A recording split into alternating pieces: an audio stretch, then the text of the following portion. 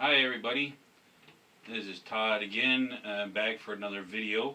Um, this time we're going to talk about manners again. So this is manners part 2. This one is going to be talking about, going to be a little bit of a controversial subject, and I may ruffle some feathers about it, but I feel that it needs to be talked about and needs to be said. Uh, and that's children misbehaving, and parents too, and parents not so much misbehaving, but parents not particularly doing their job of getting their kids to behave. Uh, so, and what brought this up is something. It's a subject that is, I've experienced over time. Basically, comes from church, kids misbehaving in church, but also kids misbehaving in stores, in public places, and so forth. Um, and so I think it's very, being related to manners. I think it's mostly that it's very disrespectful and inappropriate for kids to act the way they do out in public. Now I want to say a disclaimer now that don't get me wrong. I love children. I believe that children are, the future of our country, our world, and um, they're a blessing from God.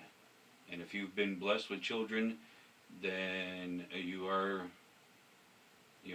very blessed, to have a family and to be able to have the opportunity, be given the opportunity, I should say, to raise, um, you know, our future, to teach them and but also to discipline them and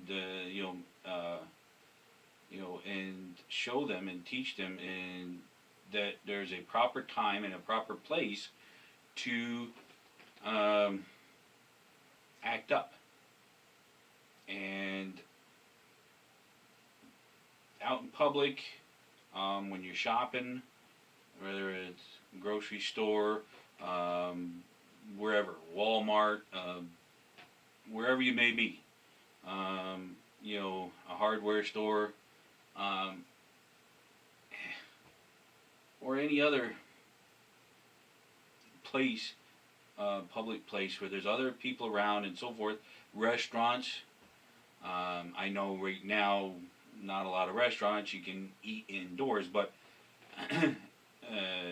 when you could, it was very inappropriate, because people are there to enjoy a good meal, a fairly quiet atmosphere, without, being, and having a nice conversation with whoever they're with. And, they don't want to have, little kids, yelling and screaming and running around the restaurant, making noise or cutting up or whatever. Um, that's very disrespectful to the other patrons. And I know from from personal experience myself, when I did that a couple of times when I was little. Now this goes back to the 1970s. My mother, grabbed a hold of my earlobe and drug my butt out of either, whether it was if I decided to act up in a restaurant, which I did once, and or if I acted up in a store, shopping and trying raising a ruckus, like because I wanted something and mom and dad wouldn't get it for me. You know, if I didn't behave and calm down, like you know mom told me to, then I was taken out of the restaurant or store, out to the car. My father had to pay for either the meal or the groceries or whatever it was by himself. He had to do all the rest of it by himself and then come outside to the car. Well, while we were waiting for my father, I got a lecture and got disciplined in the car for acting disrespectfully the way I did. And then when my father got to the car, well, I got it again. Because I not only embarrassed my parents, but I was disrespectful to my parents. I was not, as Scripture says, to honor your parents. I was not being honorable to my parents, and so, and I, my parents let me know that, and after that happening a couple of times, and having it strongly explained to me the reason why I didn't get what I wanted,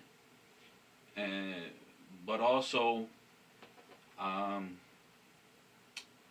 I didn't turn out awful, but I also had what is considered today an awful word, spankings, as part of my discipline. It was the 3 strikes thing, and that was, if I still made it, made a scene or whatever, then, I was never beaten up, or bruised or anything. I was very, very, very blessed with very good parents, very loving parents, but there was rules, and they enforced the rules, and there was, as to how they were raised, there was certain things that you didn't do in public, and you didn't act, as far as they was concerned, there were certain behaviors that you behaved like, I may not have said that quite right, but when you're in public, if you wanted to run around and, play and raise, holy heck, and yell and scream and holler at home in your own yard or your own house or whatever, to some extent that was allowed, mostly outside. My mother didn't allow that too much in the house. But when you were out in public, whether, or even at somebody's house, family's house or whatever, friend's house, you were expected to behave properly and in a certain way, not like a wild animal. And that especially went for church. And this is where I'm probably going to ruffle some feathers, because there have been, some people that disagree with me, and they make excuses, that, oh, they're just kids or whatever, that kind of thing. And to me, that's a cop-out for not being, more stricter on your discipline and teaching your kids, because God gave you those kids. And you have a God-given duty to teach your children, proper behavior. Life skills, basically, how to act towards other people, how to act in public, and that kind of thing. And if you don't teach them early, then it becomes more difficult as they get older. Now, and I've seen a lot of this, and there have been a lot of people that that agree with me that running around and acting like a crazy kid, yelling and screaming, does not belong in church. Okay, or synagogue. That is a place of respect. You're going, parishioners are going there to listen quietly to the minister or to whoever is speaking. They're not there to listen to your children act up, yell, make noise, cry, whatever. In my experience, if that was me that did that in church, well, I got it. Well, I didn't stay long at church, and Mom sacrificed listening to the sermon and took me out of church. And we sat out in the car and waited for Dad.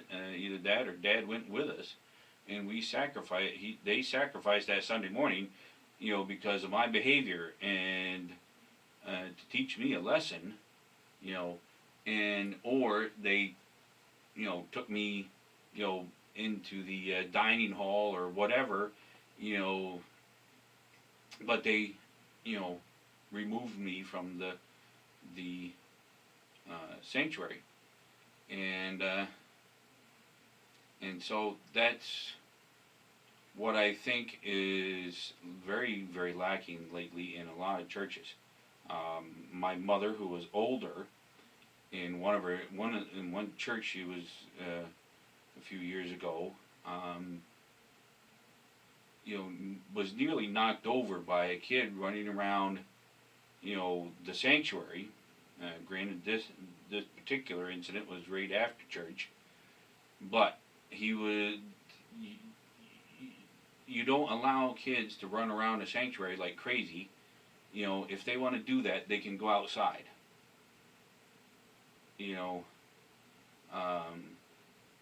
Thankfully, my mother didn't fall over or anything, but the kid ran right into her,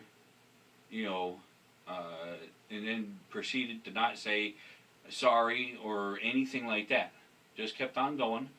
The parents didn't offer up any apologies either. So this is where, I say this is, We're of Manners Gone Part 2, I think it's a shame that, it's a house of God, it's a house of prayer, it's supposed to be a house of respect to God, and we need to show respect when we're in church, and that goes for children. A lot of churches now have nurseries, so if your baby is crying a lot, take the baby out of the sanctuary. Don't sit there, trying to get the baby to stop crying, and when other people are trying to hear the sermon. If your child starts running around, in the sanctuary, and making noise, or whatever, making noises and things like that, don't take the child out and then come back in a minute or two later, and then back out again, and then back. It's like you're like a jack in the box going in and out. You sacrifice hearing the sermon, and you keep the child out in the other room, out of the sanctuary. If they can't behave, then as far as, way I was raised, they do not deserve to be in the sanctuary until they learn how to behave properly. And if that means that you don't go back into the sanctuary with them, then so be it. And besides, it's not a huge sacrifice anyways these days, because most churches live stream their services. So what you missed, you can watch later on. Okay?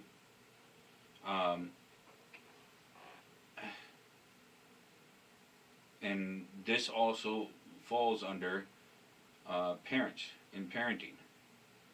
And don't get me wrong. There's I've seen a lot of churches, some very well behaved kids that deserve to stay in the sanctuary because they have been parented very well, and that they behave very good. And not only do they behave very well in church and respectfully in church, they also do that in other places as well. In the grocery store or Walmart or library, wherever they may be. You know, and I think, you know, of course, like I say, a lot of people disagree with me on parenting techniques, but I think parents need to um, step up and be more assertive, a little bit more stricter, not, you know, super strict, but have to change their ways of parenting.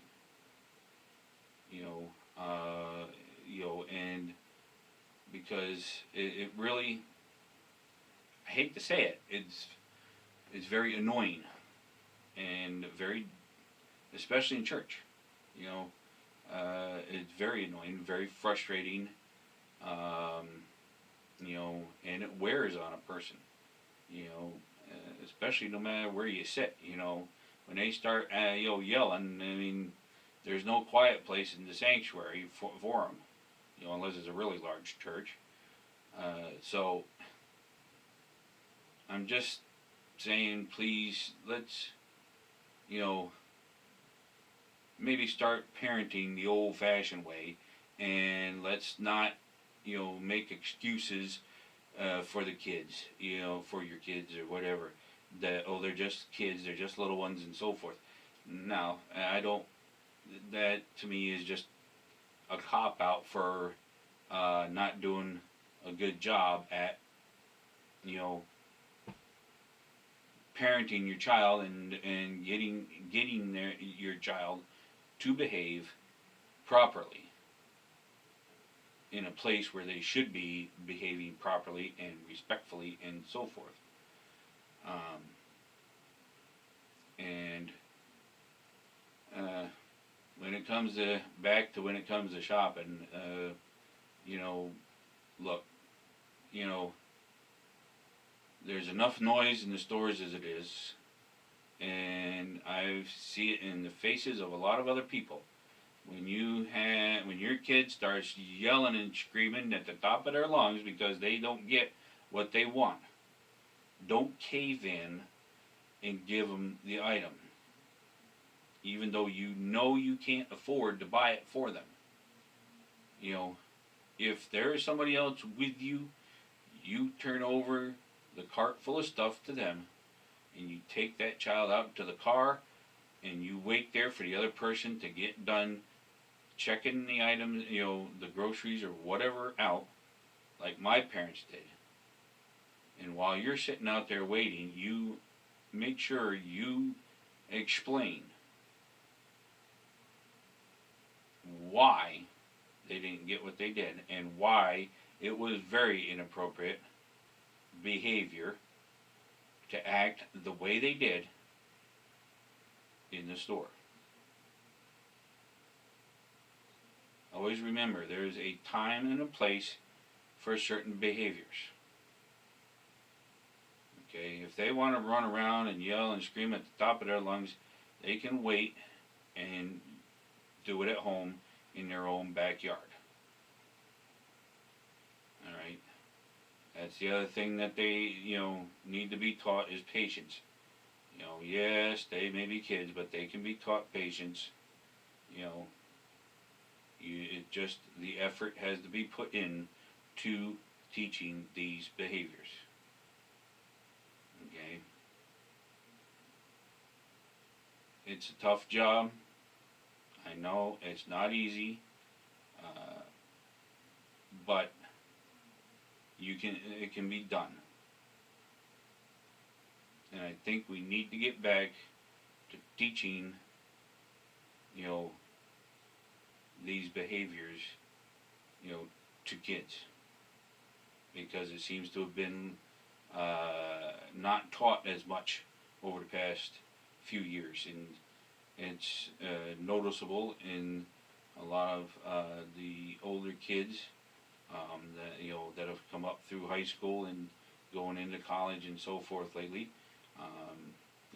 A lot of them. I'm not saying all, but I think we need to get back, personally, my opinion, to teaching, these manners. Okay. Well, thank you for joining me today. Today with on this video. I hope you enjoyed the subject matter, and let me know what your opinion is. If you've had any experiences like this with kids out in public or in church or synagogue, let me know in the comments below. I ask, be polite. Do not be rude in the comments below if you make a comment. All right? And don't get political about it either. I'm just asking, what your experiences are and what your thoughts are on the same subject. And if you like my content and you want to see more of these videos, well, first of all, if you like the content, hit that thumbs up button down below. If you want to see more of my videos and, what I'm doing, hit that subscribe button down below. And if you want to be notified of more videos, hit that bell right down there next to it as well. And I want to wish everybody a safe and wonderful, happy New Year 2021. It's already here, everybody, and time goes by fast. Well, enjoy the time. Life is short. Enjoy every day, and thank you again for watching. God bless you. Take care. Be safe out there. So long.